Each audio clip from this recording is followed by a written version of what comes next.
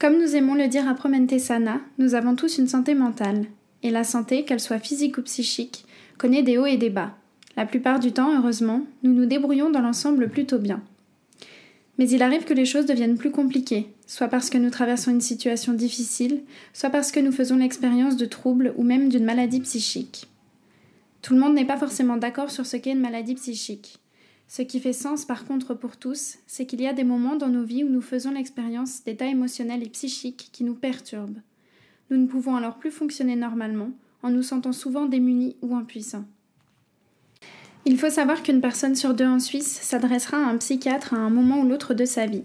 Quand les choses deviennent difficiles, il est important de pouvoir en parler à des personnes de confiance, comme des proches ou notre médecin généraliste, et au besoin de demander de l'aide à un professionnel de la santé mentale. La souffrance psychique fait partie de la vie de tout un chacun. Certaines personnes peuvent aussi faire l'expérience de maladies psychiques, comme par exemple la dépression, les troubles de l'anxiété ou les troubles bipolaires. Dans tous les cas, le risque existe pour la personne concernée de se surfocaliser sur la difficulté en question, tout en perdant de vue la globalité de la personne qu'elle est. Or, personne ne doit se résumer à ses seules difficultés ou maladies.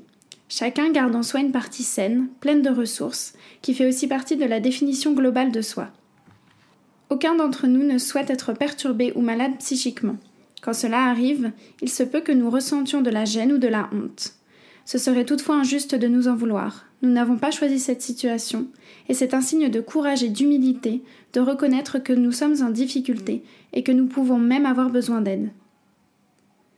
Parmi les stratégies et les ressources qui peuvent être utiles, nous pouvons mentionner faire le choix de l'auto-empathie. Beaucoup d'entre nous avons tendance à être beaucoup plus critiques envers nous-mêmes que nous le serions par exemple avec un ami. Lorsque nous n'allons pas bien, il est important d'essayer de cultiver de la compréhension, du soutien et de l'empathie envers nous-mêmes.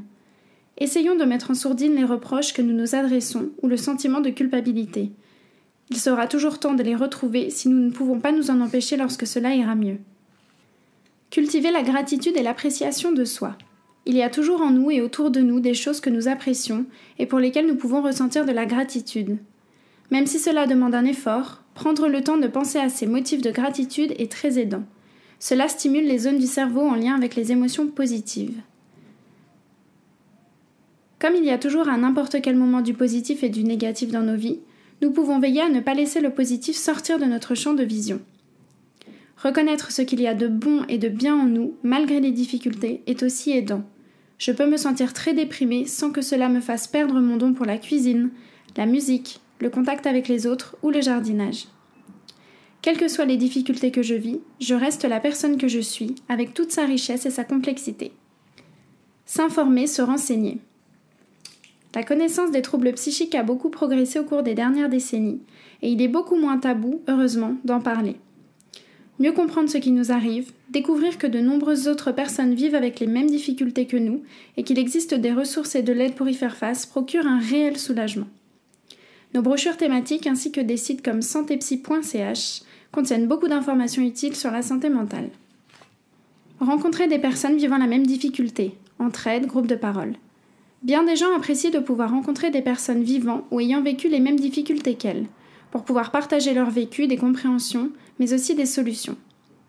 C'est là toute la valeur de l'entraide, différente de l'aide que peuvent apporter les professionnels, les deux étant complémentaires. Il existe aujourd'hui une belle diversité d'associations d'entraide, proposant un accueil individuel ou des groupes de parole. Le site d'Info Entraide Suisse présente toutes les ressources d'entraide autogérées en Suisse. Notre conseil psychosocial vous renseignera volontiers à ce sujet ainsi que pour toute autre question.